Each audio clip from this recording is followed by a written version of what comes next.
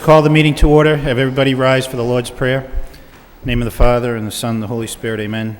Our Father, who art in heaven, hallowed be thy name.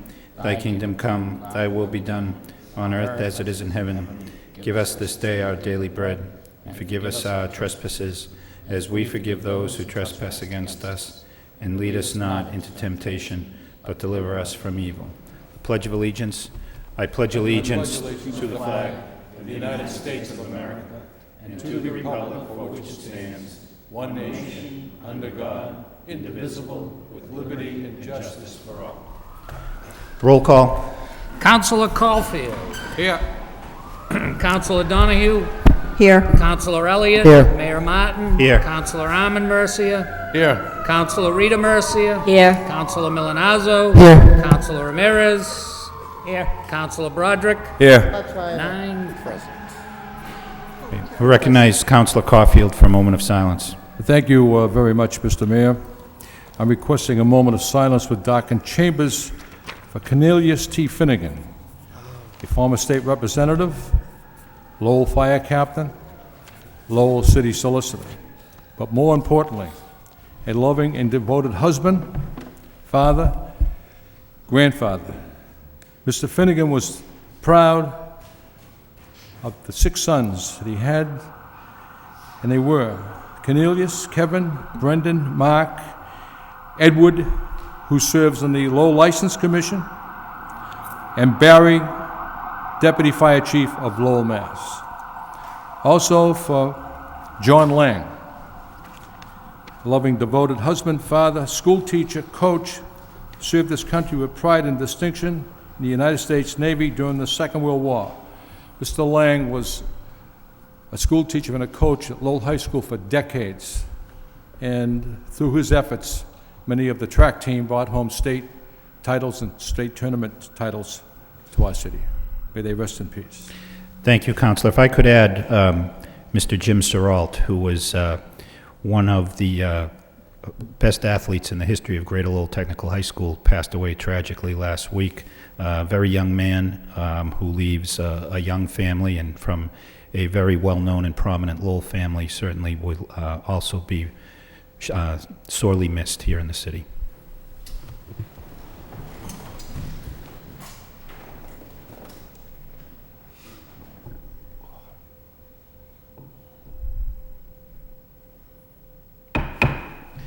May they rest in peace. Okay, first up on the agenda tonight, we have an annual update that we commonly receive from the Merrimack Repertory Theater, and Charles Towers is with us this evening to bring the council up to date on the MRT's activities in the last year. Mr. Towers. Thank you, Mr. Mayor. Charles Towers, 141 John Street, Lowell. Mayor Martin, City Councilors, and City Manager Lynch, on behalf of the Board of Trustees of Merrimack Repertory Theater, thank you for this opportunity to present this brief annual report this evening. Although MRT is a private nonprofit cultural organization and not a city agency, I started this tradition of giving an annual report 5 years ago because MRT is in a multifaceted relationship with the City of Lowell. Our performing center is in a city-owned building, Liberty Hall at Lowell Memorial Auditorium. Our offices, rehearsal space, and artist housing units are in a 17,000 square foot condominium at Bagshaw Mills on Warren Street, purchased from the city in 2002 for $240,000 and renovated with another $750,000 raised from the community, for which we are very appreciative. And we turned a derelict space into an active property. We are partners, the city and MRT, in the development of downtown Lowell with mutual interests in making it a safer, more attractive, more enticing urban environment. And MRT now receives $50,000 annual operating fee for Liberty Hall, granted by the City Council in 2005 to help the theater build a stable financial future. That grant came just in time because this year MRT's portion of the total operating costs more than doubled. $32,000 of that $50,000 is now recycled right back to the city in a payment made to Lowell Memorial Auditorium, a city agency. 2 years ago this November, MRT conducted a fundraising campaign entitled Keep Live Theater Alive. That campaign was structured in response to severe cuts that the company had received in operating subsidy, When the Massachusetts Cultural Council was slashed 62% in 2002 and passed those cuts along to all grantees. When one of our most important corporate supporters reduced their annual funding by 77% in 1 year. And when a second generation of key individual philanthropists did not emerge to take the place of some of Lowell's most generous patrons. Mayor Armin Mercier's Cultural Task Force was founded in part in response to MRT's plight. I am pleased to see the formation of the Cultural Subcommittee of this council to continue that work, since even with recent successes, the need remains. For example, as MRT plans for fiscal year 2008, we know we must identify over $300,000 in new sources of contributed income just to maintain operations at the current level. No growth, just to maintain. KLTA was a fundraising campaign, but it was also a pledge to our community. In securing new 5-year grants, we committed ourselves to working over those 5 years to find new ways to generate contributed and earned income. As of June 30th, 2006, MRT completed year 1 of the 5-year plan with good success. Quality theatrical productions were presented on stage. The company continued to bring in over 40,000 people to downtown Lowell between September and May. A board search committee successfully found and hired a new executive director for the company, Tom Parrish, who will focus on institutional stability and development. And MRT worked closely with the Massachusetts Advocates for the Arts, Sciences, and Humanities, otherwise known as MASH, advocating for the recently passed State Cultural Facilities Fund, which hopefully can be leveraged to make much-needed improvements to the Lowell Memorial Auditorium and Liberty Hall. And MRT ended fiscal year 05 in the black. Good news for any nonprofit organization. We are now in year 2 of the Keep Live Theater Alive plan.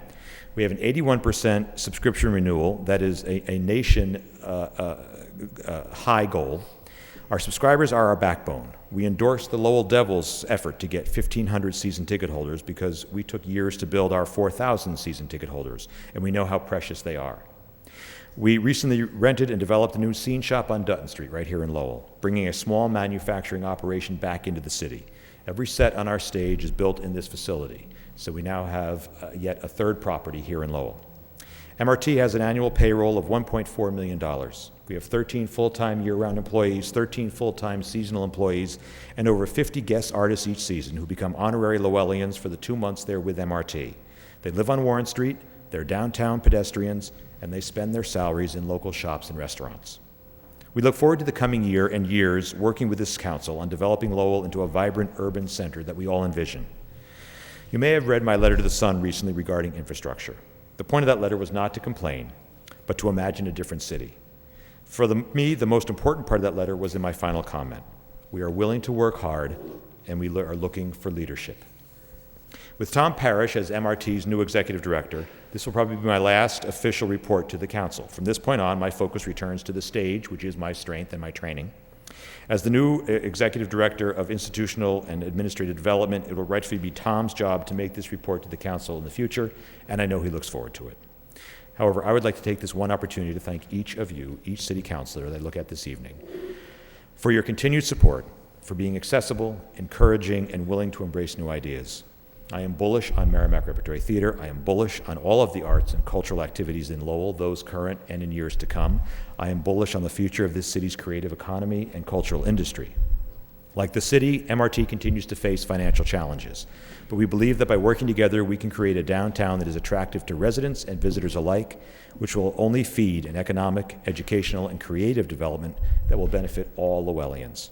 Thank you for this opportunity to bring you up to date on our activities and aspirations. If there are no questions, I wish all good evening. Any questions? Thank you very much. Thank you, Mr. Towers.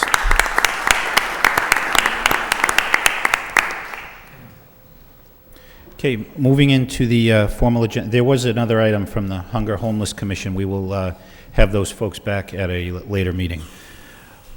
Minutes of the September 26th meeting. Motion to accept by Councilor Broderick, seconded by Councilor Elliott. All those in favor say aye. Any opposed? The minutes are approved. We have communication from the city manager, responses to council motions and requests. Did you want to go through these, Mr. Manager? Excuse me, if there are any questions, I'd be happy to answer those. Yes. Councilor Rita Mercier. Thank you, Mr. Mayor. Through you to the city manager. One communication that was sent to us, it wasn't in regards to a council motion, but it was a communication pertaining to the health insurance for the boards and commissions. And I'm just asking a question. Is it a law that governs your decision not to allow for health insurance, or is it up to the discretion of the manager of each city or town? Because the memo was a little unclear for me, and I just wanted to know where we stand with that. I'd be happy to answer that, Thank you. Counselor. The law, specifically, Chapter 32B, states what determines eligibility. You may recall at our last meeting, I believe actually you raised this issue of insurance for boards and commissions and suggested that we make changes in that. In fact, we were already working on this before that time. It is the law. I'm very familiar with that law and how it's been implemented throughout the Commonwealth. And it was a question that I raised when I first came on here. We've did the necessary legal work, and the solicitor has issued an opinion that backs up certainly my understanding, or confirmed my understanding of the law, that those members are not eligible for health insurance. So in Chelmsford, where you were the town manager, none of your board and commissioners were given health insurance? No, in fact, it was interpreted exactly and exercised upon the advice of counsel there, similar to the way it's being implemented here, that to qualify for health insurance, you have to be an employee that works 20 hours or more regularly per week, or an elected official that receives a stipend. Over in Chelmsford, in fact, we had elected officials that did not receive stipend and therefore were not eligible for health insurance, and none of the appointed boards and commissions received, whether they received a stipend or not, received health insurance. So if you are on a board or commission in the city of Lowell and you receive a stipend, what are you then offered for health insurance? You were not offered health insurance. Oh, you're not? No. All right, and at this time, there was someone that wanted to speak on this, so if I could suspend the rules to allow this person to speak, I just feel that it's fair that someone asked if they could speak, and if there's no objection, he wants to speak on the health insurance issue. There's a motion to suspend the rules by Councilor Rita Mercier, seconded by Councilor Caulfield. Is there a request for a roll call? All in favor of the motion say aye. Any opposed? The rules are suspended. Sir, if we just have your name and address and remind you that we have a 5-minute rule for Yes, speakers. Thank you very much, Mr. Mayor. I'll proceed to it directly. My name is Thomas A. Worden, and until 5 o'clock tomorrow at least, I am the chairman of your election commission at this point in time, and also a commissioner of elections. I was appointed by John Cox with insurance. I was unanimously approved by the council to fill the term of Constance Aitchen. I was unanimously reappointed to serve on the commission. I was unanimously approved by the board and by the city council at that time with insurance. And as to me, notwithstanding what we've heard from the front just now, and an opinion that apparently missed the last sentence of both the statute, Section 2, as it is in effect now, and Section 2, according to the May 19th Amendment of this year, that appointment by Mr. Cox was final. And according to the last line of Chapter 32, Section 2, a determination by the appropriate public authority, John Cox and this great and honorable council, that a person is eligible for participation in the plan of insurance shall be final, period. Now, in the event that those lawyers among us aren't familiar with rules of statutory construction in the Commonwealth, as it appears to be, if there is any doubt as to the language of a statute in the Commonwealth, the last line shall control, and the latter lines in the statute shall be determinative. And the word shall be final is the enunciation of mandatory language in the Commonwealth. Everyone got it? Forget everything you're hearing. Now you get an appointment with fact and the truth on the law. I am very pleased to announce to you that for the last 6 years, I have cost this town $21.02 net a week to perform as election commissioner. And though rich in the blessings of God and in my family, I am not a rich man. And what do I wake up to Saturday morning? I wake up to a newspaper article telling me that the city of Lowell is going to, and I quote, unilaterally change the terms and conditions of my employment for no fault accessible to me. End of quote. I didn't give myself the insurance. That insurance was part of the commission. And the election office does not contribute to this structural budget deficit that we're trying to close. We're on a shoestring. You all know that. Everyone that's been down there knows that. Now, let's translate what this means in human terms while we're dealing in fact and the truth. Shall we? I'm going to be election commissioner and take the heat from Justice and the heat from Aldiv and the heat from the Secretary of State for $21.02 a week and $9,000 a year more for insurance that I've earned and is part of my commission. Let's get a little bit real and get down to fact and truth, because you can accept the following as fact and truth. You have 24 hours to reinstate my insurance, period, as is final under the statute. Furthermore, since my application for recertification and for recommission has been on the manager's desk since August 17th with nothing done on it, the city of Lowell has 24 hours to certify to me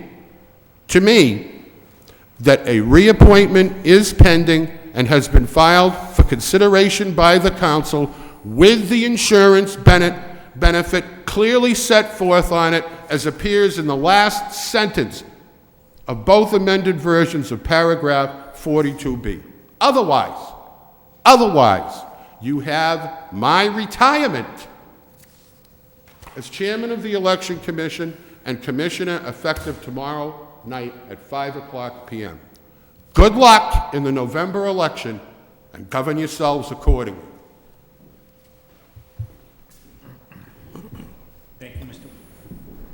Okay. Thank you, Mr. Warden. Councilor Armin Mercier? Thank you very much, Mr. Mayor. I am not going to question the authority of the manager to have done what he's done, but I am going to ask the question of whether it needed to be done as opposed to what it should have been done. We've had a number of city managers in the past that considered this possibility for budgetary reasons and many other reasons and chose not to pursue it. Now, my question through you, Mr. Manager, to the city solicitor is if this manager, as prior managers, chose not to do this, would that have been against the law? Because it's my understanding it is his determination and his choice and not necessarily backed up by the law. So my question is, Rick Johnson, who was a city manager, who pursued this, was given, and I'm going by memory here, he was given an opinion by Tom Sweeney, that he had the perfect right to do this as this manager has done. However, he also had the authority not to do it, in which all managers prior to this manager chose to do just that. In fact, during our most dire straits, when the control board came in here to control the city's finances, they themselves did not even deem that to be an avenue to pursue, to regulate or to do the budget process. So my question is this.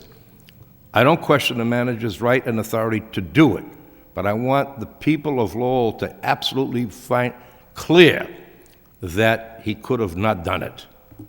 And it's his choice, but the perception out there is that he had no choice. So my question through you, Mr. Manager, the city solicitor, or yourself, could you have kept the insurance in place?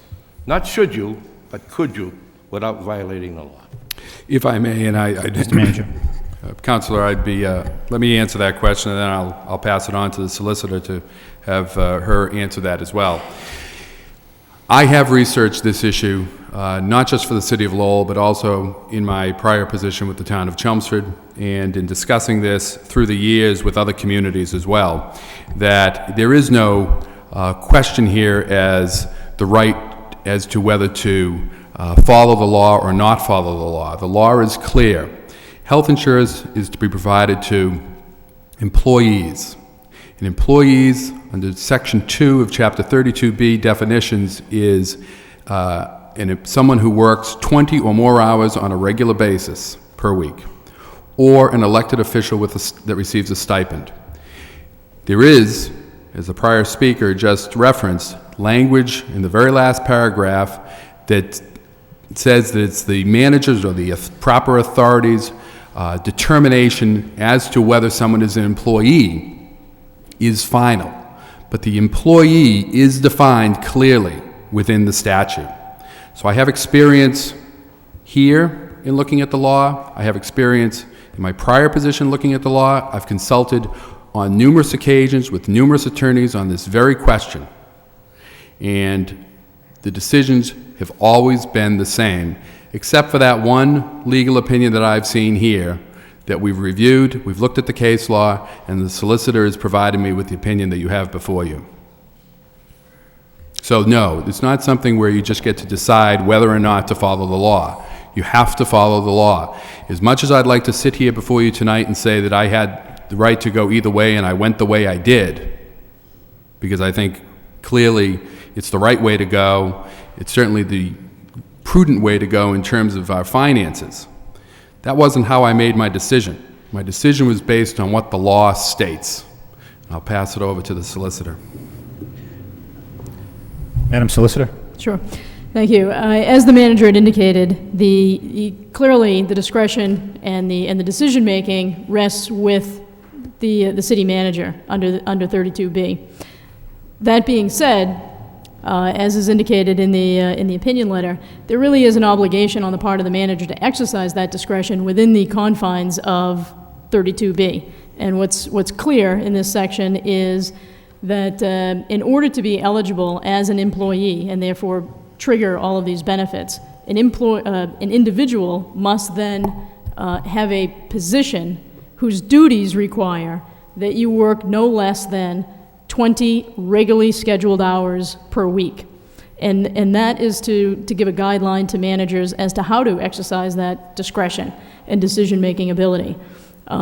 Just as a brief note, and as mentioned in the opinion, when you look at the legislative history behind this section, it is clear that the legislature actually went to some length to clarify what was, I think, originally a somewhat broader and less clear position, and that is they had changed the language and that had been broader with respect to the minimum required hours, and they changed it and they made it quite specific. And the language that they changed it to was, again, no less than 20, that your duties, rather, require no less than 20 regularly scheduled hours per week.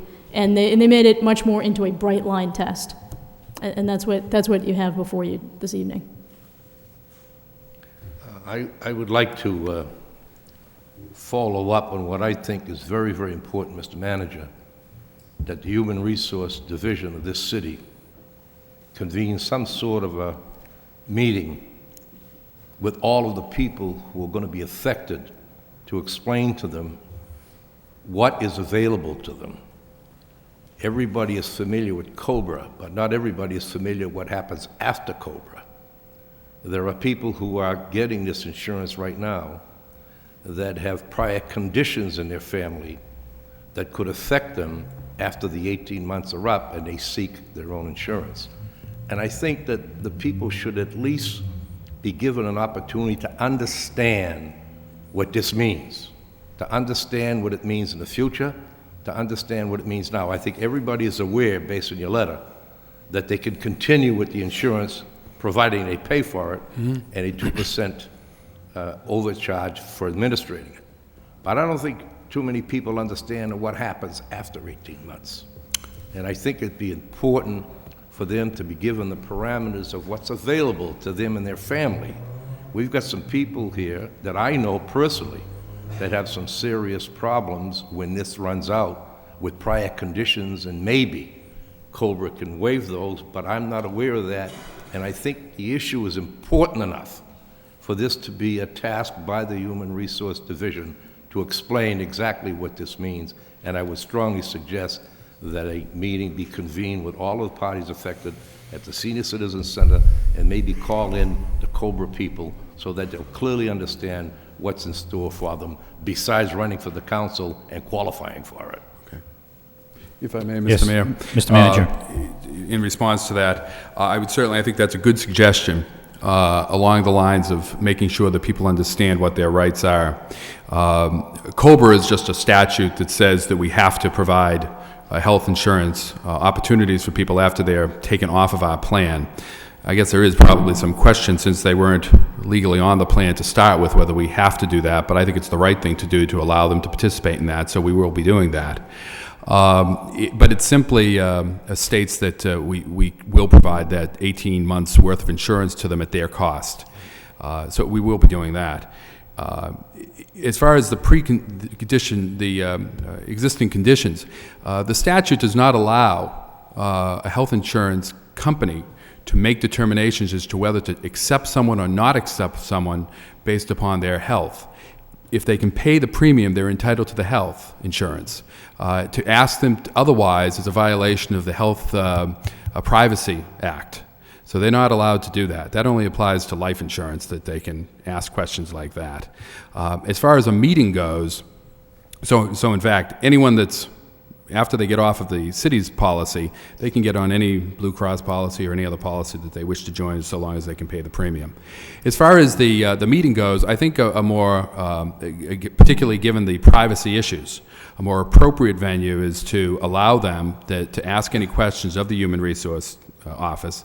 So we will follow up. What I will do is I will have them follow up with each one of the affected parties to let them know if they have any specific questions, even though I think we've already offered this to them. But if they have any specific questions, they can contact them and set up a one-on-one. I don't think having them all in one room is appropriate, given the specific health issues that they may have. So I will follow you up on that, to your recommendation. Councilor Caulfield. Thank you, Mr. Mayor. I heard about the health insurance being cut from the board and commission members over the radio. And my phone was ringing off the hook, Mr. Manager. You know what? I didn't know what to tell them. Put it on the radio Friday afternoon. We have many, many dedicated people who serve on boards, commissions in this city. They have served for years. The License Commission, extremely dedicated. When they have a meeting here on Thursday, they probably put in another 15 to 20 hours after that meeting examining different pubs and taverns and bars. I know this for a fact. The planning board, they don't just attend a meeting. There's a lot of work after the meeting, examining sites, buildings, and so forth. The appeals board, I can go on and on and on this particular issue. But what the people have told me, it was like the rug was pulled right out from underneath them. Bang. Thanks for your service, but you're no longer receiving insurance. As Councilor Mercier indicated, there are people who have served on these boards that have some health issues. Health issues. That's my concern. If you're going to manage, you have to manage with some compassion. And just don't come down with the guillotine. This is it. This stirs me immensely. And Mr. Manager, While we're on the subject of the radio, I also heard the resignation of James Kennedy on the radio. 30 years of dedicated service, and he was called into your office on Wednesday, and he gave an ultimatum. By Friday, you're gone. We don't do things like that in Lowell.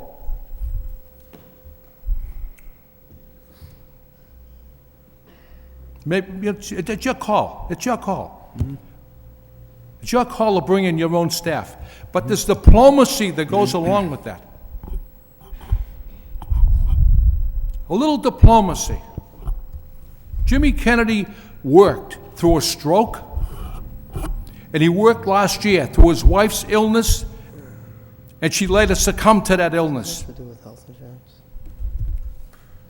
I just think it wasn't handled properly, and many people in the city feel the same as I do. Thank you.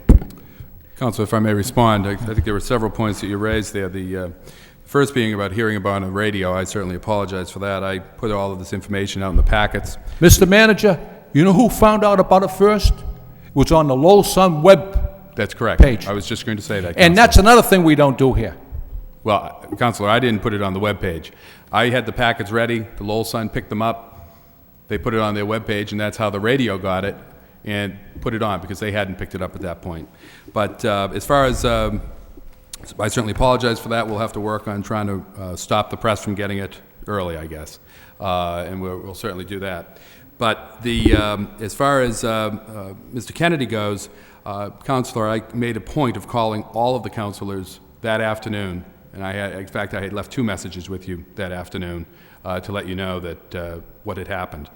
It was my decision. I exercised my discretion in making that decision, and I think it's in the best interest of the city for a variety of reasons. I certainly appreciate Mr. Kennedy's service to the city over those 30 years, but I felt that we needed to make a move, and we needed to make a move then. I regret, frankly, I didn't intend to say anything publicly about this, and I'm not going to get into Mr. Kennedy's personal situation. I think that's very unfortunate to bring those issues up like that. But I certainly appreciate his service, but at this point in time, the city is facing serious financial issues which need to be addressed, and I felt we needed to move in a different direction, and I intend to do that. But I appreciate your input. Councilor Donahue? Thank you, Mr. Mayor. It has, for all the years I've been here, the manager has communicated to the council through the packet every Friday, and the packet is delivered sometime in the evening. It seems that in recent months, if not the past year or so, the media gets the packet sometimes before we do. It's as simple as that. The media has asked for the packet. The packet is determined to be public information, I guess, and I think they collect the packet as soon as it's available, either from the manager's office or the clerk's office. Now, if the council wants to say, look, we want it first, then we should do something about that. But this has been going on before last week. This has been going on for a long time. And the fact that we have an active media, be it a radio program that is reading it, or the Lowell Sun that doesn't have to wait till the next day to go to press, is putting it up on the webpage. That's just technology. But if the council wants to say, look, it's not released to the media until the council has had ample opportunity. For instance, I work. I may not get home from work, and the packet could be sitting by my side door for an hour or two, and I haven't gotten there to open it. So, but I think we have to find out, do we have a right to say, hold the packet for 24 hours? I don't know. Is it a big deal? Is it important? But you know what? In this age of communication and technology, you may find things out that way. And I agree, no counselor wants to find out important issues and get blindsided. And I think that's why email sometimes is helpful, because if it's a matter of importance, the manager can email things to the council before they even make it to the packet. We just have to find out what is it that the council wants, and then let the council establish what the policy is going to be and say, Mr. Manager, this is how we want to know, this is how we want to be kept apprised. You know, I think calling people sometimes works. It's very difficult to get people. You know, if there's some uniform way of telling us of things of importance, then that's what should happen. But I don't think you can fault the manager or, any particular, the clerk for that matter, for handing out information. And it wasn't just this, it's just been going on for a while. As far as Mr. Kennedy did a wonderful job for many years, and I think everybody is grateful to him for his service. But let's be honest, when new managers have come in, they've brought in new people, just as Manager Cox brought Mr. Kennedy to replace Barbara Haig. That happened, and Barbara Haig resigned and Mr. Kennedy was put in her seat. That's what happened. And it's not to slight Barbara Haig or her service to the city when she was here. She wasn't here as long as Mr. Kennedy, but it's just, that happens, and it's by no means a criticism of who the successor is or who the predecessor was. So, but I do think the information thing, we better get a handle on it and decide what we can do and what we want to do. That's all. Mr. Manager. Mr. Mayor, to the council, I appreciate your comments, and I have certainly, as I think you know, I've tried to utilize email to all of those councilors that utilize email to get information out on a number of occasions. I've sent information out that way, and I certainly appreciate the need to communicate to the council, and I intend to continue in that manner. Councilor Milanazzo. Thank you, Mr. Mayor. I too heard about these issues from residents calling my house, and also after they called, I actually turned on the radio, and it's my understanding that the people involved with the radio did come down around 4 o'clock and pick up the packet. But when I did get home around 5:30, I did have an email from the manager that was about 3:40 in the afternoon, highlighting exactly what he had proposed. So again, it was from the standpoint of looking at whether or not we can hold information for 24 hours is something we may want to discuss. But again, at the same time, it's somewhat difficult learning something for the first time through people calling upset about an issue and or on the radio or on the Lowell Sun webpage. But to the manager's credit, he did send most of us an email at 3:40 that Friday afternoon. Regarding Mr. Kennedy, I think out of all of my colleagues here, I probably go back many, many years. I started here in the city in 1978 and became executive director of the planning office in 1980 at the age of 26. And Jim Kennedy was the city auditor then, and I have to tell you, out of respect that I have for him, he, over the years, had pulled me out of a lot of scrapes. And I think that the manager certainly has the right to bring in his own team. But again, out of respect and the good work that Mr. Kennedy did over the years, I just wanted to say that his service will be missed. Thank you. Thank you. Okay, anything further on this topic? Any other questions or comments on the communications from the manager in the packet? Councilor Elliott. Well, I just want to be brief. Mr. Wharton, and I could tell was upset, but this opinion seems pretty clear to me through a number of opinions, and I'm not a lawyer, but Raponi v. Board of Selectmen Weymouth, Raponi v. Lexington Education Association versus Town of Lexington, and then Shea v. Board of Selectmen in Ware. It seems like we have not been in compliance with the law. I don't know when this took place, but through you, Mr. Manager or Madam Solicitor, when was the practice initiated to allow or to give this benefit to appointed employees? Do we have any idea? And when was this law enacted so we've not been in compliance, with 32 Section 2D?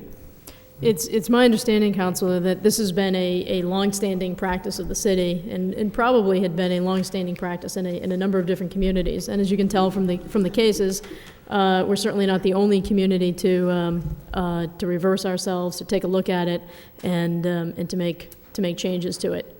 As far as the section that was quoted by Mr. Wharton, the last paragraph language that is referenced in my opinion, and that really is specifically the heart at a lot of the challenges in cases where an individual had been receiving benefits, and then a manager came in or whoever the public appointing authority was in a particular case, came in and removed those benefits upon further review. And what the courts have come out and said unequivocally is absolutely there is a right for the communities to be able to do that, and that language, a final determination, does not in any way mean that once a decision is made, that decision is therefore final and irreversible, and that you can never go back and correct what might have been an incorrect practice. Which is the last paragraph, the final determination language of 2D. Correct. Okay. What about 268 for special municipal? Are they not special municipal employees, or is the issue as was decided in Shape v. Board of Selectmen and Ware that it's the structured 20 hours a week that makes them eligible to be an employee? That's correct. It's the requirement of having a position, again, whose duties require that you have 20 regularly scheduled hours per week. We do have members of boards and commissions who do hold a special municipal employee status, but that's designed to allow someone to receive two different income sources or benefits from a municipality. So you might have somebody on a board of commission who might also have a contract for, say, snow plowing services. Without that special municipal employee designation, receiving two income streams from the municipality would be illegal, and that's what allows it. And there are certain conditions which must be met prior to that designation taking place. Well, can I take this just one step further, Mr. Mayor? Just what was the opinion? What was the prior opinion from the prior administration? I didn't see it, so I don't know what it said, or that the manager referenced that. Was it the Johnson administration, or? Yes, it was Dick Johnson's administration. If I may, Council, there was an opinion from an assistant solicitor back in 1994, 95 that seemed to ignore the aspects of what the definition of an employee is and focus solely on that last paragraph that said that the decision of the governing authority is final. And that was interpreted at the time to mean that the city manager, in the case of Lowell, could make a determination that would be the final. They could determine whether someone's an employee or not. I think you have to look at the statute in its entirety, the section in its entirety, and what defines an employee, and then the determination of whether someone's an employee is a final determination of the governing authority. Okay. Well, and again, that's been the opinion that I've seen in every other community that I'm familiar with. All right, thank you. So it is the law. There's no question. We have no choice. This is what we had to do. We're giving we're giving some time, whether it's ample or not, to individuals to stay on the city insurance and pay the full premium. And then, is it 18 months after that time they have to be on another insurance plan? I just want to be clear. That's correct. Okay, just on the communication of the issues, I received an email. I will say, Mr. Manager, I didn't hear it on the radio, and I didn't get home, and there were some phone messages. But you did send me an email, and you left a voicemail at work. You left one on my cell phone, and you left one at home. So I can just say that you made every effort to get in touch with me. I don't think that we're easily to reach. And you've done this on other occasions. And Mr. Kennedy, I think Mr. Kennedy worked well, similarly with Barbara Haig. But it's a different administration. That's the form of government, and we have to accept it. But for me personally, I think that you made every effort to reach out to all of the councilors in a timely manner. There are 9 of us. I mean, sometimes the way that media works, they get it quicker. But I think you make an attempt to get it to us, and I appreciate it. Thank you. Councilor Caulfield? Thank you, Mr. Mayor. Just one question to the Madam Solicitor. Solicitor, did you contact the other large cities in the Commonwealth, Boston, Springfield, Cambridge, Holyoke, about this health insurance issue? Or do you know if they have it? Or no, but in all fairness, looking at a legal issue and determining it for the city, my practice has always been that I look at the issue as it applies to us. And there have been countless instances in which, I have heard other communities might be doing it differently. It's always been our practice that we decide it for ourselves, and in this particular case, that was the decision. Thank you. That it was illegal. Councilor Donahue? Just briefly on follow-up. I mean, it's difficult for people to be faced with a decision. It's difficult to, go out and, I mean, there is the COBRA opportunity.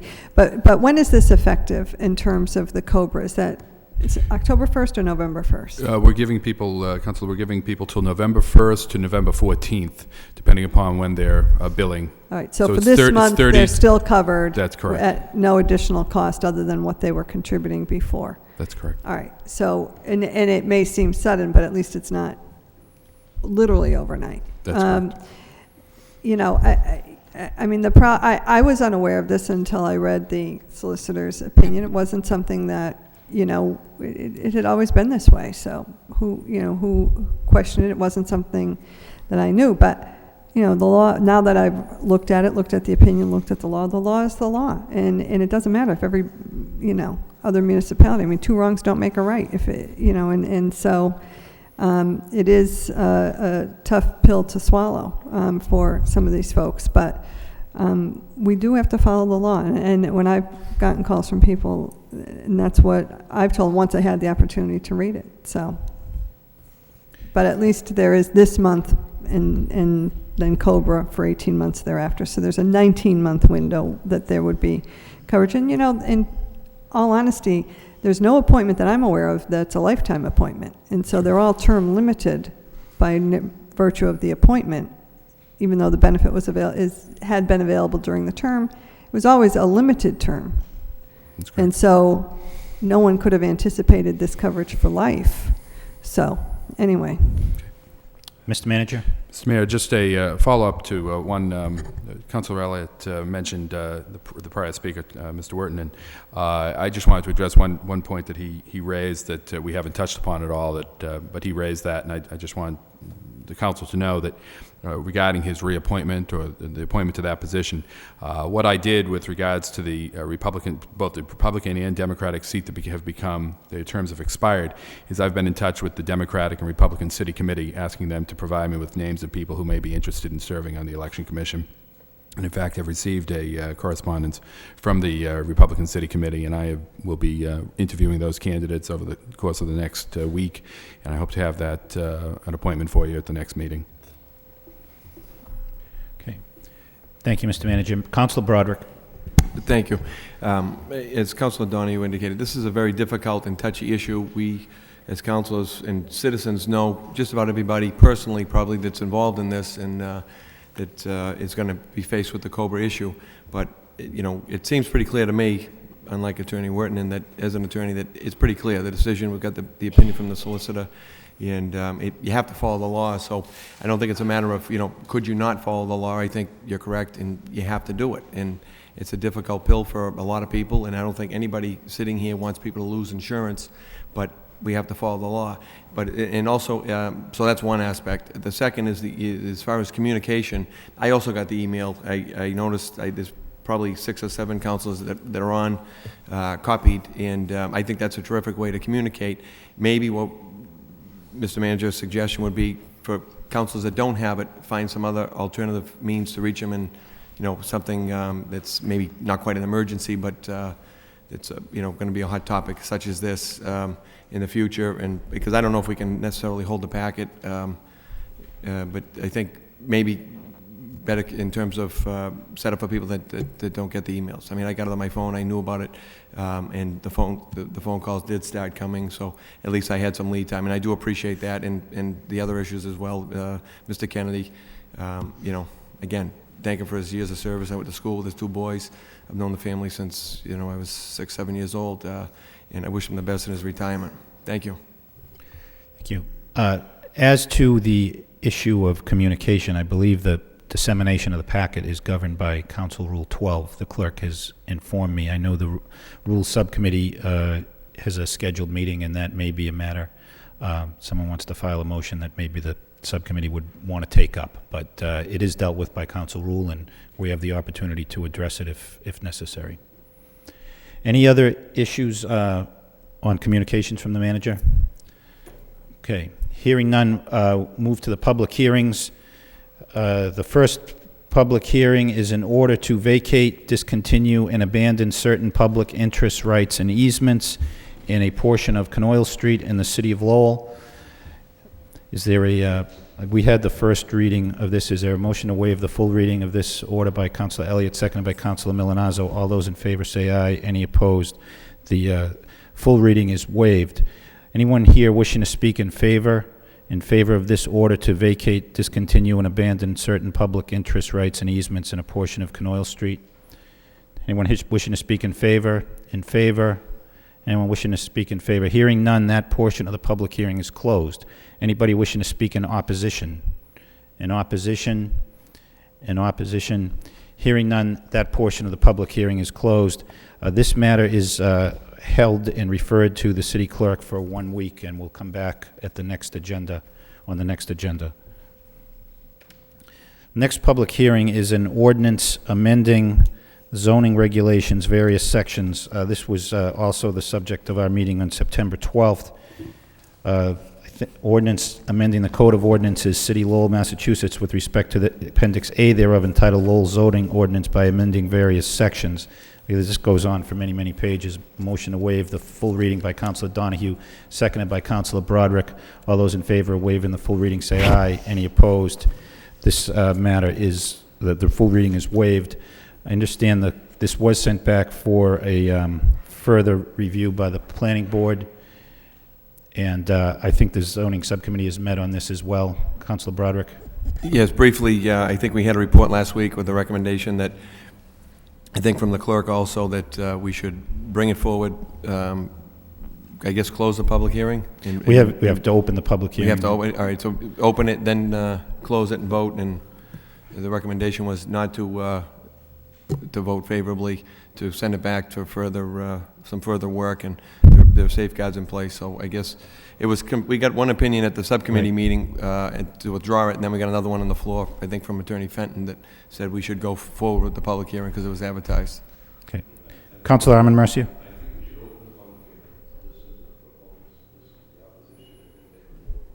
Okay. No, we haven't opened the public hearing. I think we need to do that. Right.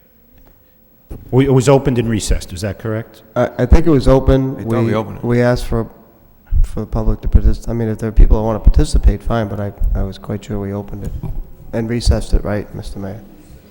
Okay, so we'll reopen the hearing now, reopen the hearing that was recessed from the last meeting. Anybody wishing to speak in favor of this ordinance? This is the ordinance about the so-called in-law apartments. Anyone wishing to speak in favor? In favor? In favor? Hearing none, that portion of the public hearing is closed. Anybody wishing to speak in opposition? In opposition? Hearing none, that portion of the public hearing is closed.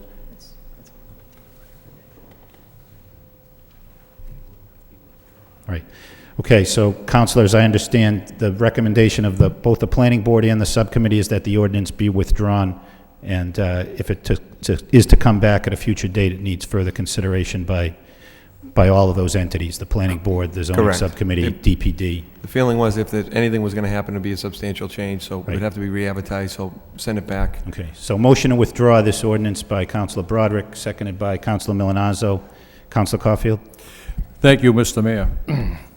I want to thank the planning board for investigating this amendment. And thank God they said it won't work. It would decimate Belvedere, the Highlands, and Pawtuckaville. Single-family homes would take a beating.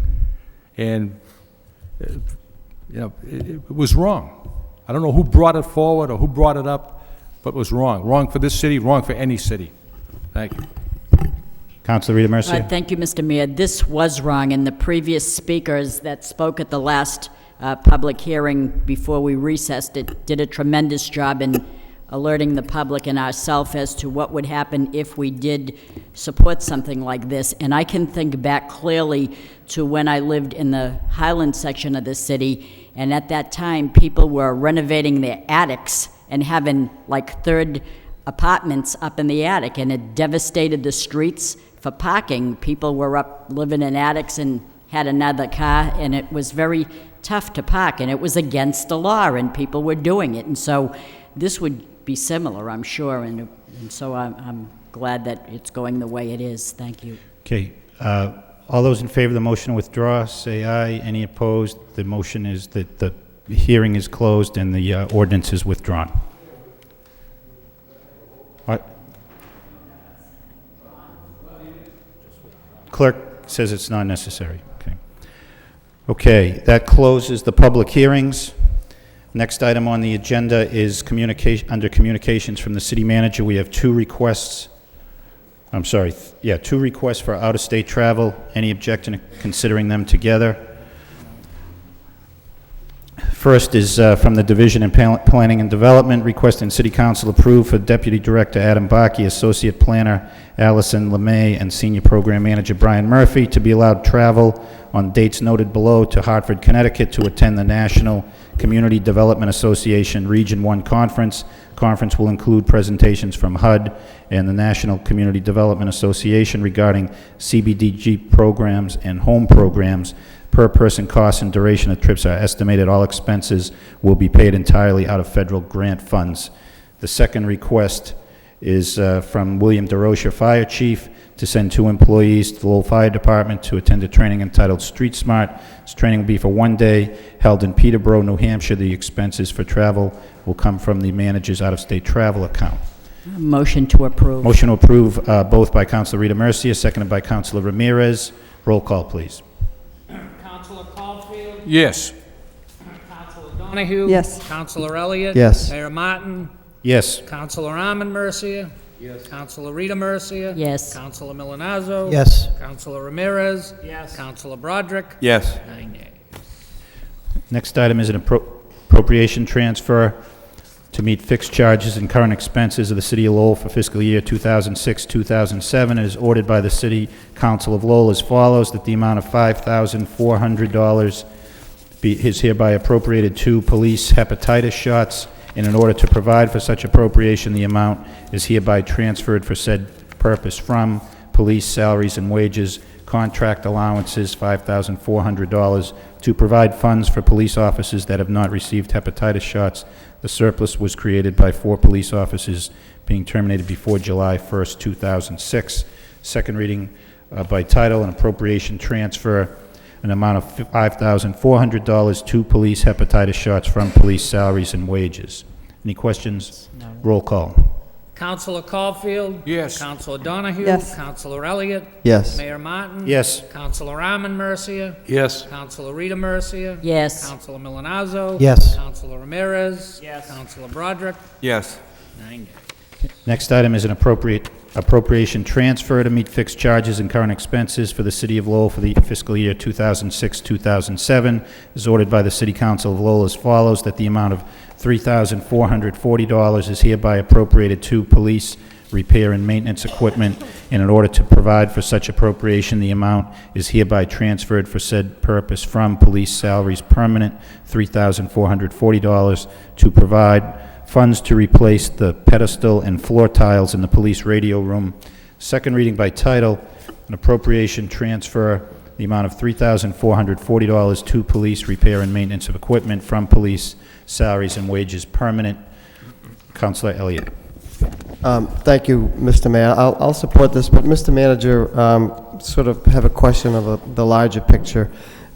We had a number of subcommittee meetings regarding this issue, and where are we with the long-term solution for, I know there was about $1 million problem, there were some grievances or concerns from the employees in there. Can you just give us an update where we're at with this issue and the long-term solution to, to shore up that floor? I have had a meeting with the chief where we inspected the radio room and looked at that and looked at some other options. There are the number of issues related to the radio room and the tightness of the quarters and the conditions in which the employees are working there. We are looking at developing a short-term if you will, plan to address those issues. It will require an infusion of substantially more money than what we're talking about here. That will involve moving the radio room into a larger space in that area, and then relocating some existing personnel to another section of the police station. So we're doing some work on that. We're doing some planning and talking to some vendors about the actual costs that would go with that. So I'll have a more complete report for the council at an upcoming meeting. Councilor Donahue? Oh, Thank- sorry, Councilor Elliott, you?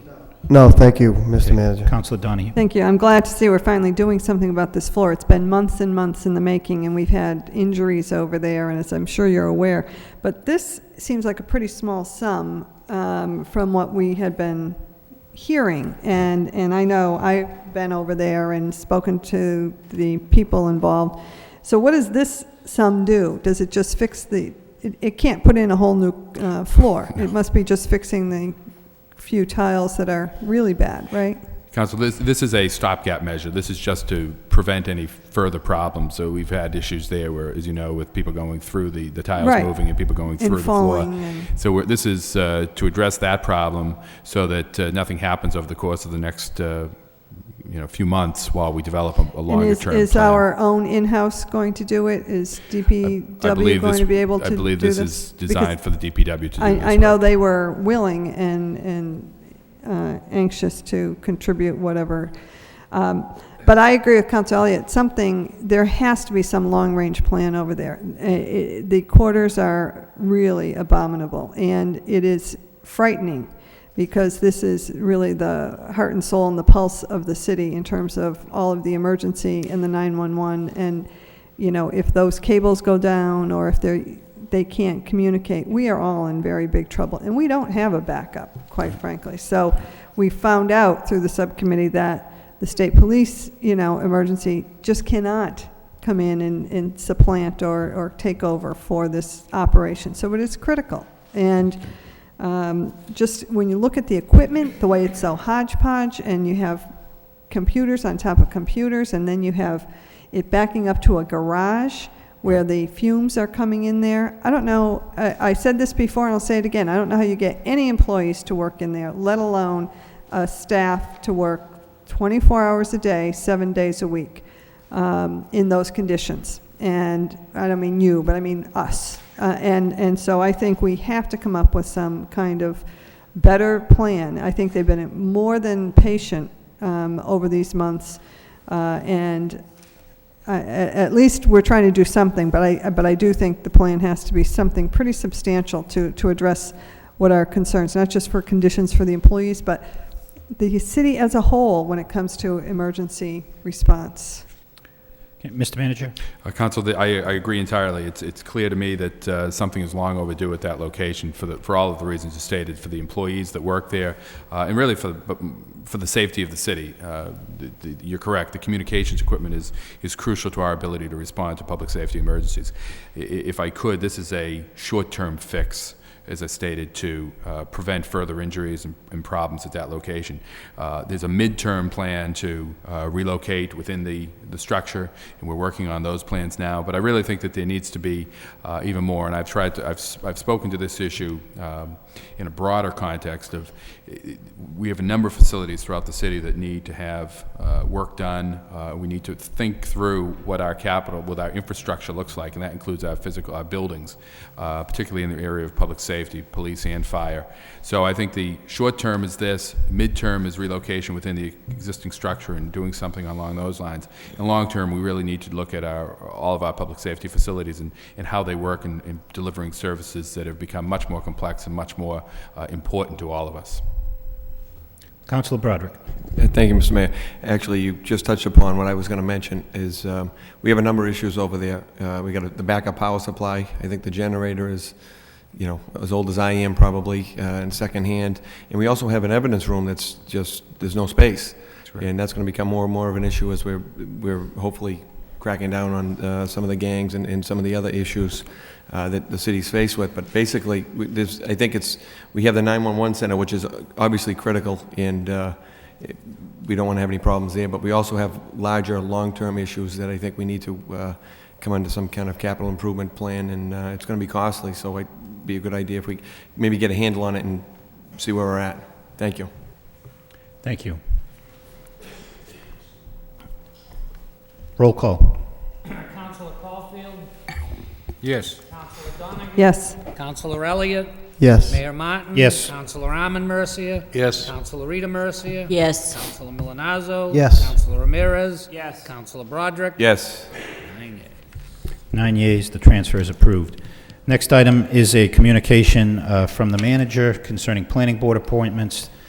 Dear Mayor Martin, members of the City Council, the term of Mary Burns as a member of the planning board expired September 26, 2006. She has been serving in holdover status since that date pursuant to the authority specified under Mass General Laws, Chapter 41, Section 81A. It is with pleasure I am appointing Mr. Gerard F. Frechette of 80 Dunbar Ave, Lowell, to a 5-year term expiring September 1st, 2011, and the term of George Zaharoulis as a member of the Planning Board expired September 13, 2005. He served in holdover status up until his resignation dated March 21, 2006, pursuant to the authority specified under Mass General Law, Chapter 41, Section 81A. It is with pleasure I am appointing Mr. Stephen Gendron, 20 Clark Road, Lowell, to a 5-year term expiring September 1st, 2010. Confirmation by the City Council is required for these appointments and are hereby requested. I have attached resumes for your review and would be happy to answer any questions concerning these appointments. There has been a request to separate the vote on these two. Councilor Rita Mercia? Yes, thank you, Mr. Mayor.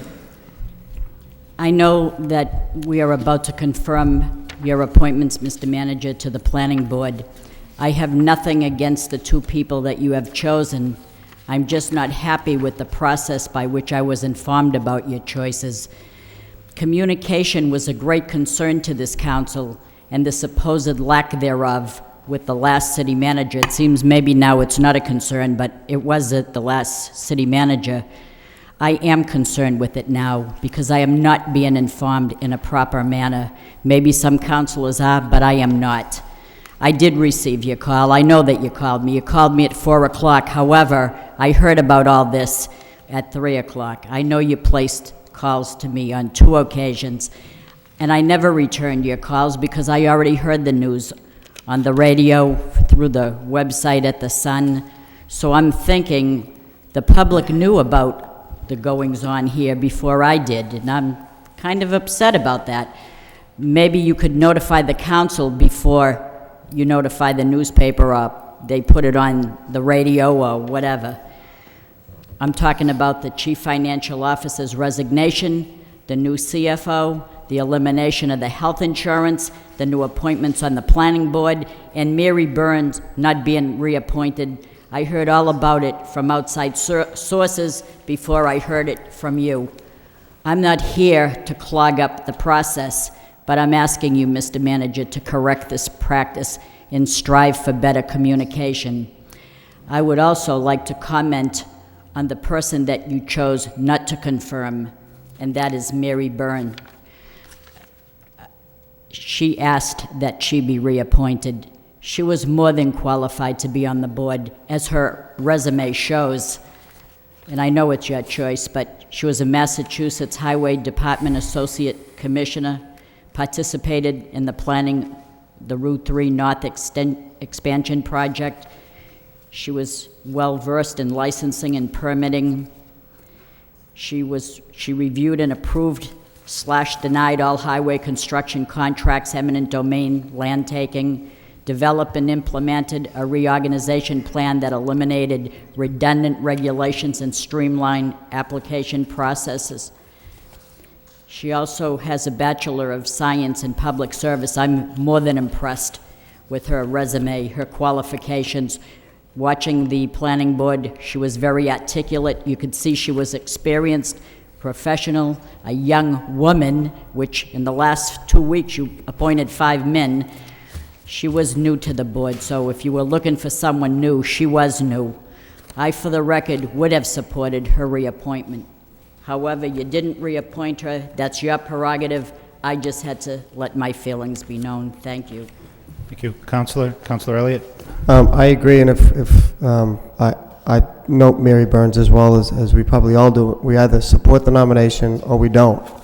And I think it's almost as clear-cut as that. If we would like Mary Burns, then we just don't support this nomination and come back. But, again, this is the structure of government. This is the way it's set up, and, if we don't like it, then we have to, vote accordingly. Thank you. Councilor Armin Mercia? Thank you, Mr. Mayor. We are going to take these separately, am I right? Correct, yeah. So I would like to move at this time that we move on the Jerry Frechette appointment. Okay, so the motion to approve the appointment of Gerard Frechette in place of Mary Burns by Councilor Armin Mercier, seconded by Councilor Caulfield. Roll call, please. Councilor Caulfield, Yes. Councilor Donahue. Yes. Councilor Elliott. Yes. Mayor Martin. Yes. Councilor Armin Mercia. Yes. Councilor Rita Mercia. Yes. Councilor Milonazo. Yes. Councilor Ramirez. Yes. Councilor Broderick. Yes. 9 yeas. Okay. And these, Mayor, yes, Councilor Armin Mercia? on this next appointment, I've been here for a number of years and never had to reach a point where I couldn't support a manager's appointment. But one of the things that has surfaced since Councilor Eileen Donahue made the motion to have us get copies of resumes, it gives us an opportunity to make a determination on what we should do based on what we interpret the resumes are all about. And when I read, and I cannot tell the city manager to make an appointment, nor will I ever do that. However, when I read the resume of Mary Burns in comparison to the appointment of Mr. Gendron, in my opinion, and it's strictly my opinion, there was no comparison. Mary Burns served on the board for about 1.5 years. She just about finished her learning curve. She wanted to serve, and it was the manager's determination based on the resumes not to reappoint her. I can't judge that, but I can say that, in my opinion, the person that he is appointing is not more qualified than Mary Burns, and therefore I will not, and it's the only avenue I have to protest this, I will not support the appointment of Steve Gendron. It has nothing to do with him personally. It has something to do with his resume as opposed to hers. That's all I'll say in the matter, Mr. Mayor. Thank you. Councilor Caulfield? Thank you, Mr. Mayor. In 20 years sitting in this chair, Mr. Manager, I have always supported a manager's appointment, always. But Mary Burns, well respected in the city. I know you know the family. They had a business in Chelmsford. She's from the Highlands, member of many nonprofit organizations, charitable organizations, a great personality, and she did a good job while she served on the planning board. An excellent job. She's well known in Republican circles. She's one of the leading Republicans in our city. But more importantly, she's from the Highlands section of the city. We have planning board members from Centerville, Belvedere, Pawtuckaville, and the second largest neighborhood in the city, there won't be anyone on the planning board.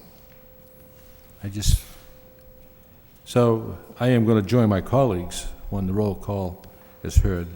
And it is not a vote against Stephen Gendron. I think it's my support for Mary Burns. Councilor Donahue? Thank you. Well, I guess I have the opposite to say. When Mary, her nomination was made by Manager Cox, I supported it. I know Mary, just like many of my colleagues. I don't think I've ever not supported any nomination by the manager. I do think it's important that you know who else is in the mix so that you can make an informed and knowledgeable vote. But I certainly intend to support Steve Gendron. I mean, I supported Mary when she was proffered by Manager Cox. I am going to support Steve Gendron, who was proffered by you. He's certainly qualified. He's certainly capable. He sat here for a number of years. He's been involved in the city. He grew up in the Highlands. He's only been in Belvedere, I think, for a couple of years. Look, he knows the Highlands as well as he knows Belvedere. I think, there's no doubt about that. we have a number of qualified people who are wanting and willing to serve on our boards. We are very, very fortunate for that. And so, as I said, I supported Mary Burns in the past. Her name isn't before me now. I can't control what names come before me, nor, as Councilor Mercier says, nor will I. It's against the charter, it's against the law, it's against 107. But I am satisfied that the names that you've brought forward so far are more than competent to serve the city, they will serve the city well, and I intend to support Stephen Gendron, just as I did when Mary Burns was nominated. Thank you.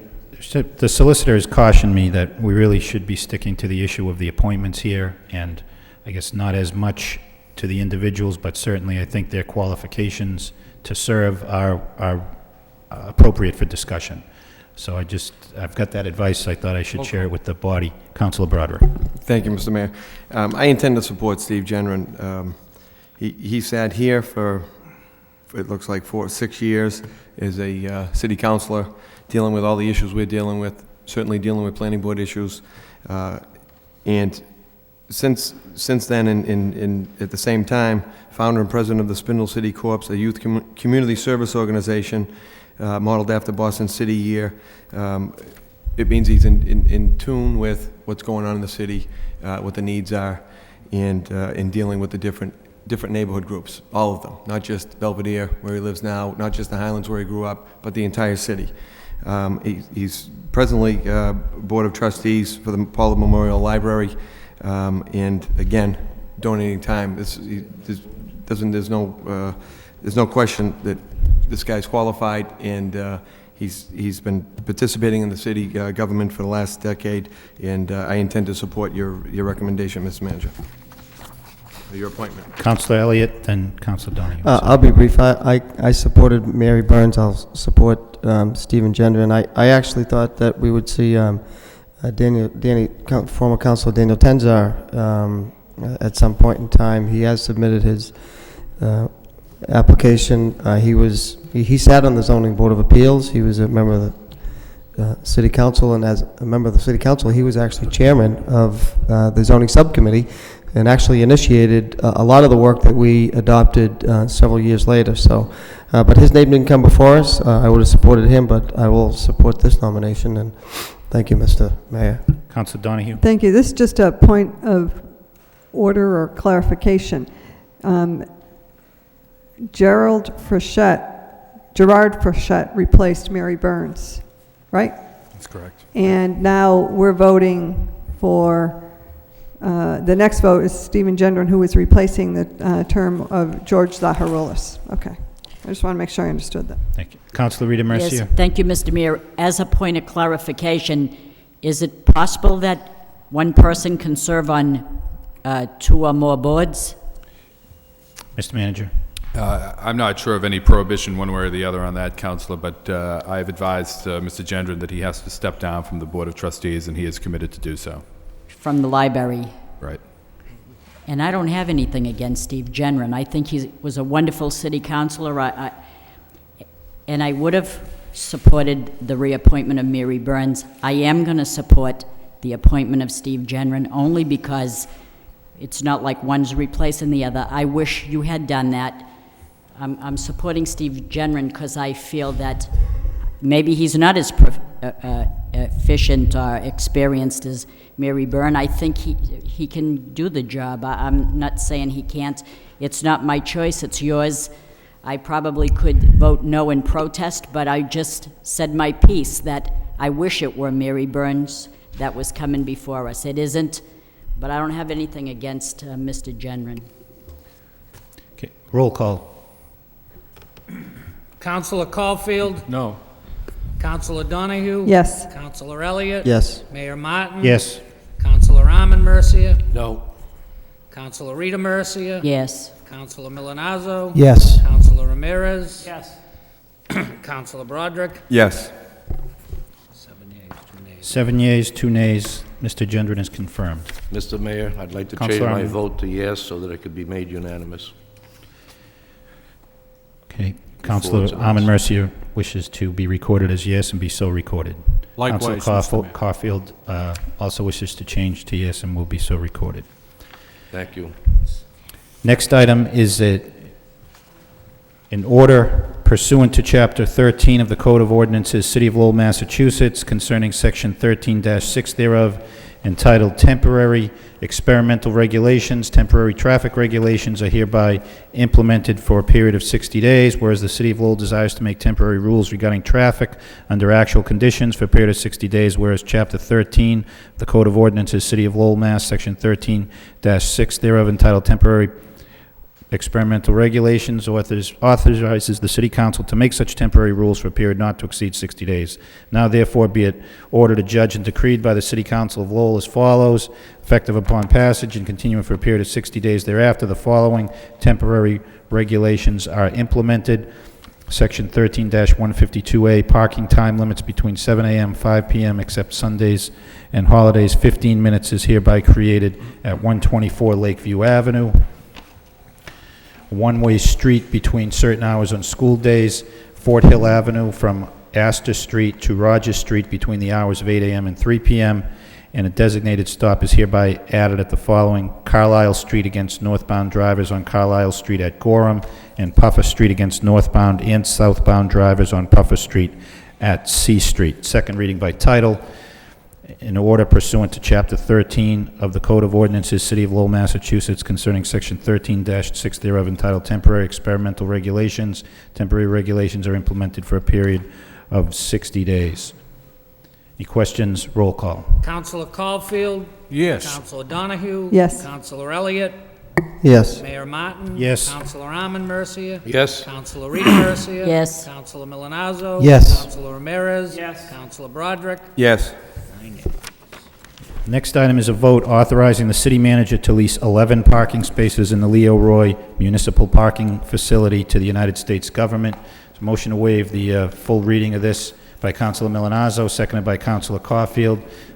All those in favor of waiving the first reading say aye. Any opposed? First reading is waived. Second reading by title, a vote authorizing the city manager to lease 11 parking spaces in the Leo A. Roy Municipal Parking Facility to the United States government. Questions? Roll call. Councilor Caulfield. Yes. Councilor Donahue. Yes. Councilor Elliott. Yes. Mayor Martin. Yes. Councilor Armand Mercia. Councilor Rita Mercia. Yes. Councilor Milonazo. Yes. Councilor Ramirez. Councilor Broderick. Yes. 9 yeas. Next item is an appointment to the Hunger Homeless Commission, a communication from the city manager. Dear Mayor Martin, members of the City Council, pursuant to the authority vested in me as city manager under Chapter 382 of the Acts of 1991, the Code of City of Lowell, Section 2-120, I am appointing the following person to the Hunger Homeless Commission for a 2-year term expiring October 3rd, 2008, or until such time thereafter as a successor is appointed and qualified. Heather Kerwin from St. Paul's Soup Kitchen, Lowell, Massachusetts. Under the above-referenced ordinance, confirmation by the council is not required. I would be happy to answer any inquiries you may have concerning this appointment. Motion to accept the communication placed on file by Councilor Ramirez, second by Councilor Rita Mercia. All those in favor say aye. Any opposed? The matter is placed on file. Next item is an ordinance to extend the UMU zoning district to include 274, 282 Appleton Street. This matter gets referred to the planning board. It's a motion to so refer by Councilor Elliott, seconded by Councilor Broderick. All those in favor of referring this matter to the planning board say aye. Any opposed? Matter is referred to the planning board. Next item is a vote authorizing the city manager to apply for, accept, and expend a grant for the Mass Emergency Management Agency in the amount of $750 to reimburse expenditures for the Lowell Emergency Planning Committee for goods and services. Motion to waive the full reading by Councilor Ramirez, seconded by Councilor Milonazo. All those in favor of waiving the first reading and full reading say aye. Any opposed? That reading is waived. Second reading by title, a vote authorizing the city manager to apply for, accept, and expend a grant from the Massachusetts Emergency Management Agency in the amount of $750 to reimburse expenditures of the Lowell Emergency Planning Committee for goods and services. Any questions? Roll call. Councilor Caulfield. Yes. Councilor Donahue. Yes. Councilor Elliott. Yes. Mayor Martin. Yes. Councilor Arman Mercia. Yes. Councilor Rita Mercia. Yes. Councilor Milonazo. Yes. Councilor Ramirez. Yes. Councilor Broderick. Yes. 9 yes. Next item is a vote authorizing the city manager to apply for, accept, and expend a grant from the Commonwealth of Massachusetts Executive Office of Health and Human Services in the amount of $7,000 to provide funding for training on 2 mass decontamination units for the Lowell Fire Department. Motion to waive the full reading by Councilor Broderick, seconded by Councilor Ramirez. All those in favor say aye. Any opposed? The full reading is waived. Second reading by title, a vote authorizing the city manager to apply for, accept, and expend a grant from the Commonwealth of Massachusetts Executive Office of Health and Human Services in the amount of $7,000 to provide funding for training on 2 mass decontamination units for the Lowell Fire Department. Any questions? Roll call. Councilor Caulfield. Yes. Councilor Donahue. Yes. Councilor Elliott. Yes. Mayor Martin. Yes. Councilor Arman Mercia. Yes. Councilor Rita Mercia. Yes. Councilor Milonazo. Yes. Councilor Ramirez. Yes. Councilor Broderick. Yes. 9 yes. Subcommittee reports. Councilor Milonazo? Thank you, Mr. Mayor. It's actually not a subcommittee report, but under the heading of Economic Development Subcommittee, if I could just remind my colleagues that this Thursday morning, the Lowell Plan is having a meeting at the Hall of Flags at the auditorium regarding the Nanotechnology Center, and you've all received invitations, so I really hope that you can be there at 7:30. The presentation will be by the university, Senator Panagiotakis and Congressman Meehan. I believe, Mr. Manager, you'll be in attendance as well. So, again, I would encourage those of you that are available at 7:30 on Thursday to attend. Thank you. What time, Councilor? 7:30 at the Hall of Flags at the auditorium. Middle of the night. I think, That's in the morning, Yeah, I think 7:30 that- a.m. Mr. Councilor Mayor, Broderick. I think that's also, it's going to be televised now, Yeah. Mr. Manager? Yes, Councilor, we made arrangements to have that televised. So you had a motion before to have a report from the delegation or from the university regarding nanotechnology. We've arranged for this to be coordinated with the Lowell Plan, to have it televised so that it will be available to the public to understand what this project is all about. And then they can run it in loop so people can have an opportunity to see the full presentation. That's great, thank you. Thank you. Councilor Caulfield? Thank you, Mr. Mayor. I just want to let Councilor Milonazo, I want to thank you for arranging this meeting with the Lowell delegation, but I can't make that meeting. You have a previous commitment, but I know it will go well. Thank you. Councilor Rita Mercia? Thank you, Mr. Mayor. I know that this is not a subcommittee either, but it's pertaining to a city department, and we are the Friends of the Council on Aging, and we're having a yard sale to benefit the funds that we collect fundraisers. It's going to be the yard sale Saturday, October 7th. It's from 9 to 3. 9 in the morning to 3 in the afternoon, so people are welcome to come down and buy all our goods so that we can replenish our funds for furniture and fixtures and things that our seniors need. Thank you. Thank you. All right. Any further non-subcommittee reports? I know. Or otherwise? Okay. The next item is a petition from National Grid requesting a pole location on Westchester Street. This matter gets referred to a public hearing on October 17th. Motion is so referred by Councilor Broderick, seconded by Councilor Caulfield. Councilor Caulfield? Yes, Mr. Mayor, I believe this is pertaining to the sidewalk, the new sidewalk on Westchester Street. Is there any way we can expedite that? October 17th is... I believe, I'm not sure, I believe the October 17th was set by some other requirement. I'm not aware of why that date was picked. Council, may I suggest... There is an advertisement requirement that... I know it's crucial to the sidewalk. Right. I don't think it will hold up the construction of the sidewalk, however, Council. Okay, all those in favor of referring this matter to a public hearing on October 17th, say aye. Any opposed? The matter is so referred. Councilor Elliott. Thank you, Mr. Mayor. I know this doesn't have to do with that pole location, but, Mr. Manager, when it comes to sidewalks, and I know it's a recurring issue, but there are three that have come to my attention that, and I've gone out to look at them, that I think that they're clearly safety issues. What is the process to have someone go out and look at them? Is it to send them to you, Mr. McCarthy, or If you to could you, send, Mr. if you Manager? could send those to me, Counselor, and I'd be happy to, we'll pass that There's along. And one on Florence Street. The city was actually kind enough to take away a tree on 52 6th Ave, but the sidewalk is, it's not passable. And then same thing on 3133 Westminster Street. I'll give you the list, but if you can go out and do something about it, they're clearly safety issues. And I mean, people would like them paved anyway. I know we have a long list. Maybe at some point we can get a list of those that have been paved this year, and of course what's on the list for next year. Council, we will try to get a list, a progress report on what we've done. But and what the procedure progress is- needs to be. But if there are any issues like that, please send them on to my attention. Send an email to- And then I'll follow up on those with the departments, and the Okay. Assistant City Manager will work on that as well. Thank you. Really, on all, if I may, on all matters, if councilors have issues, please send them on to me, and I will handle those accordingly.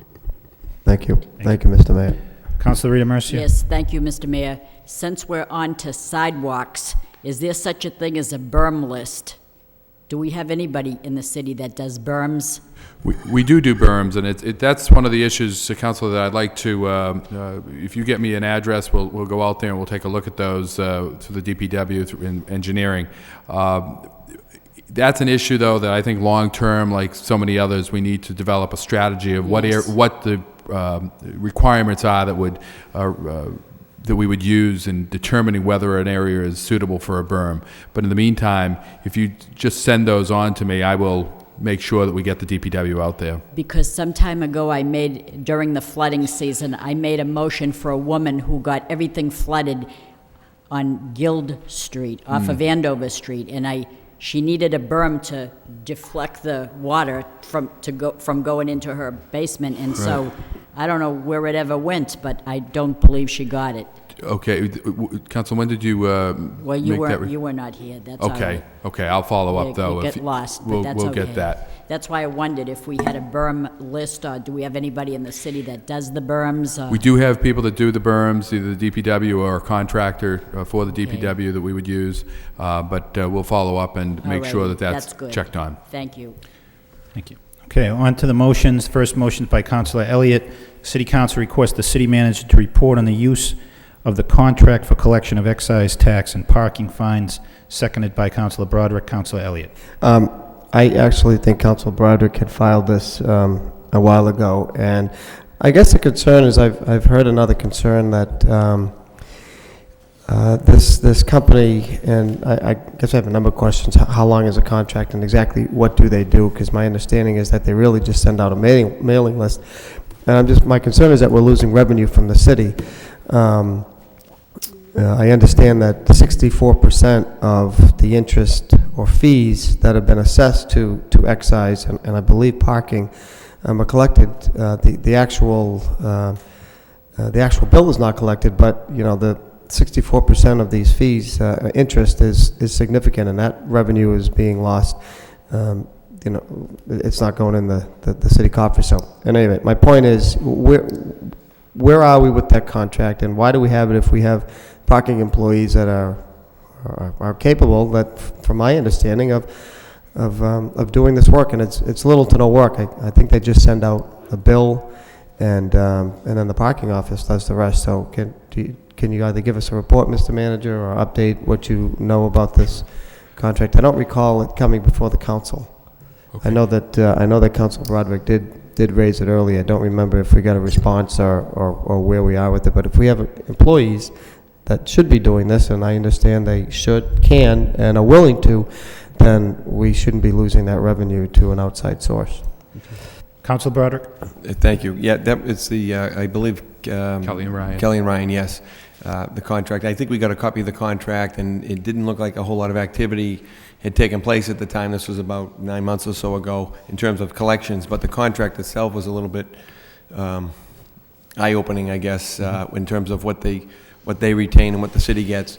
And in some discussions with some of the union people, I assume we didn't lay people off, so, shouldn't these people that are working for us be doing this work? And I understand that privatizing some can help and be more efficient, but I guess maybe you can come back with some information on that and why it's a good idea or why we should end it if that's the case. But I think the concern was we had $2 or $3 million outstanding in excise and fines, and as we know, anybody that gets a ticket and forgets to pay it, I lose them on the floor of my car, and I get a notice, it's doubled. So, and we're giving all that away. I mean, the ticket itself, a $15 or $20 ticket, and then we're giving away the 30, down the road, 2 or 3. I mean, some of these were 5 or 6 years old, I believe.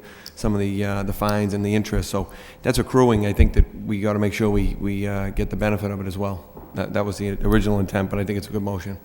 Councilor Donahue. Thank you. We did have these discussions, and we're looking for some answers. One of the things that doesn't make any sense to me about this contract is, first of all, does it constitute a change in policy? I mean, we pass a budget.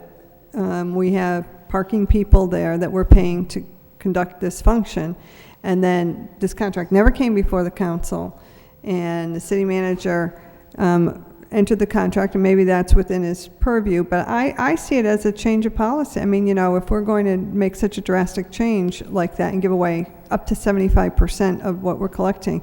The other part that seems nonsensical to me is that my understanding is in order to register your car or get a new driver's license, it's almost like you have another enforcement arm out there, and that's called the Registry of Motor Vehicles. And unless these people are going out of state, which, how many of them are? And so eventually you catch them, because eventually they've got to renew a driver's license or register a car, or renew their registration.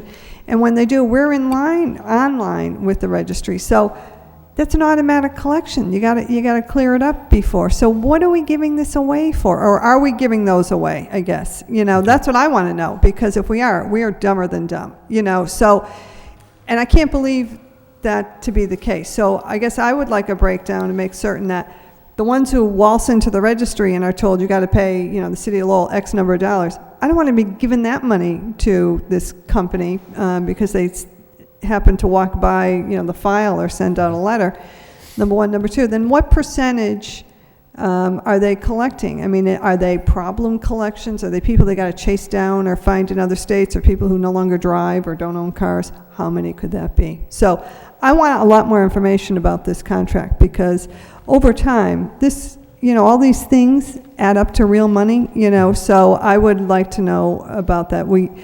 And is it something that the council should have involvement on? Mr. Manager. Mr. Mayor, I am familiar with Kelly and Ryan. They provide this service to a number of communities. They're a very large company serving municipalities throughout the Commonwealth. Regarding the legalities of the contract and those such questions, I'll work with the solicitor on getting that information for you, and I will get a report to you.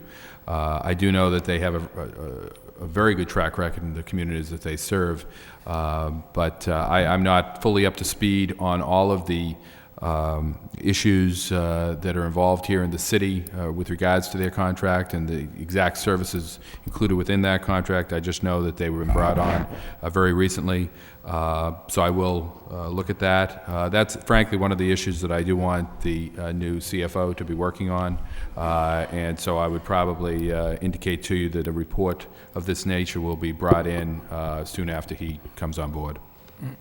Councilor Elliott.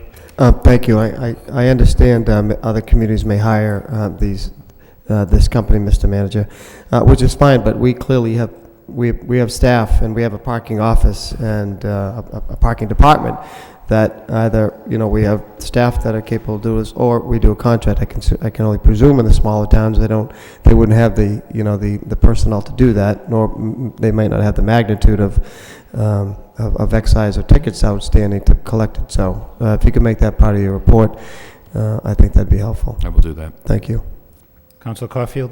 Thank you, Mr. Mayor. I just want to ask the manager or TJ, is there any ballpark figure how much has been collected so far? No? Their collection operations have only started in the last 2 months or so, ramping up and getting the two systems to talk to each other. So we'll get a full report. There was $7 million outstanding by August. Okay, all those in favor of the motion say aye. Any opposed? The motion is approved. Next motion is by Councilor Elliott. City Council requests the city manager report on the cost for removal of solid waste and the fees and policies for the minimum number of dwelling units requiring dumpsters. Seconded by Councilor Ramirez. Councilor Elliott. Thank you, Mr. Mayor. I'm not sure. Maybe this should go to, I thought at one time there was a solid waste subcommittee. I'm not sure, but maybe there are a lot of answers, a lot of issues, a lot of questions that I think we need to explore, because this is a big item in our budget, and the revenue is not being, the revenue is not offsetting our expenses. I know tipping fees are going up, transportation fees are going up, but I think there's a lot of legal dumping, or there just seems to be an enormous amount of tonnage, and the average household person clearly is not generating. So there are a lot of questions in this motion, but it's clearly an issue that we need to take a look at, Mr. Manager. It's a budget buster, if you will, and I think it's also a policy issue. At what point do multifamily units lose accountability? I mean, we have people, I said this last week, you can drive through any neighborhood on any given day, and sometimes you can just see mounds of trash. And what are our parameters? Construction waste, is that going in? Could you also let us know how many units is it require a dumpster? The more units, the less accountability. You're just picking up people aren't recycling. That's another issue that's hurting us. I know that Councilor Ramirez filed that last week. So maybe the mayor can look into, maybe we need a subcommittee. I don't want to set up another subcommittee, but it just seems like a lot of issues that we have to explore, policy and cost. So that's the motion, Mr. Mayor. Thank you. Yes. Mr. Manager, Councilor Ramirez wants to be heard. Briefly, I support the motion, and I was hoping maybe that those concerns could be incorporated into the report that you're currently working on. And given the state of the education, the environmental, and the cost savings, perhaps it is a wise idea to consider some type of subcommittee. Thank you. Thanks. Mr. Manager. In follow-up to Councilor Ramirez, I was actually going to indicate something very similar. I think the two motions tie very nicely together on giving you a comprehensive report on our solid waste operations and how we can improve those, how we can improve them in terms of increasing recycling, and how we can improve them in terms of better enforcement on issues of dumpsters and putting things into the waste stream that don't properly belong there, whether they come from out of the city or whether they're materials that shouldn't be put in, such as construction materials. I had a meeting this morning with the Assistant City Manager and as well as our new recycling coordinator, where we addressed some of these issues, and we're going to be following up on that with a more comprehensive plan that will address the councilor's questions. One of the issues that I'm actually, one of the ideas that I'm looking at is the creation of a citizens recycling committee to help promote the idea of recycling. I think that will tie in nicely with our efforts to reach out into the neighborhoods to get increased buy-in. That will help us with our improvement of our recycling rate, which is only at about 15%, which is very low, but also in looking at it in a comprehensive manner, address many of the issues that Councilor Elliott has put forward. Okay. All those in favor of the motion say aye. Any opposed? The motion is approved. Next motion by Councilor Elliott. The City Council requests the City Manager have the Law Department report on the policy and/or state law relative to the use of local vendors for city services and the procurement of materials. Seconded by Councilor Broderick. Councilor Elliott. Thank you, Mr. Mayor. The motion speaks for itself, but I'll just elaborate a little bit. I was actually on a local radio station about a week and a half ago, and an individual called with this concern, and I think it's a valid concern. No one is trying to circumvent the state bidding procedure, but there is what's called the blanket purchase agreement or open purchase order that communities are allowed and use frequently for small purchases under $5,000. A number of the local businesses are hurt. Apparently there's been a change in policy, or at least that's what they're told. So I want to file a motion, get a response from the manager, and see what we can do to help local businesses stay in Lowell and City of Lowell, they're taxpayers, and I think we should do business with them. I think there are a number of other issues associated with it spending time, employee time, going out of the city or out of the region sometimes to go pick up whatever the material, whether it's, the electrician or a plumber. I mean, I think that's valuable time, and they're spending it traveling when they could get it here for the same or a cheaper cost. It's hurting our local vendors. They're not receiving the business from the city of Lowell, and I think we have to do everything to stay within the guidelines of state bidding procedures, but at the same time, help the very businesses that make up the city. So, I don't know if you have anything to say. What I can say is a number of these vendors are being told that the city of Lowell is telling us that we have to go off a state bid list. And I don't think that makes any sense. The purchase orders have gone from approximately 5,000 down to a couple of hundred, and the balance, people are told that they have to take it off the bid list. So that's essentially the motion, Mr. Manager, if you can respond. And I believe it's a policy. Chapter 30B just requires under, regulations under $5,000, you just have to have sound business practices, and that's as easy as just keeping track of the purchases you have, make sure they're not extraordinary or they're outside of the realm of reasonableness, and we can help our local vendors. So, absolutely, that's the motion, Mr. Manager. Mr. Manager, if I could just add, this issue's been kicking around, I'd say, for the better part of a year, and there was at some point a change in city policy. I think there was an attempt to address it to the better satisfaction of local businesses, but the problems persist, and I think the complaints from local merchants are still being heard from the council, and I don't know that the city council has had an adequate explanation to tell these people, and it doesn't seem to make a lot of sense for small purchases. So I think it's a good motion and timely filed. Mr. Manager? If I may, Mr. Mayor, I will get you a report on this, work with the purchasing agent as well as the law department. Coincidentally, I had a meeting today with the purchasing agent where we just went over her operation, and this is an issue that I brought to her attention that I would be looking for more detail on, and getting some understanding of the law department's recommendations that they came forward with based upon the Inspector General. I think that we should do, obviously, our first priority is getting the best value for the procurement we make on behalf of all of the taxpayers of the city. But I certainly agree with the sentiment that I've heard here tonight that we should do everything in our power, that if that best value can be obtained locally, we should be doing that. And I intend to follow up on this to ensure that that's occurring.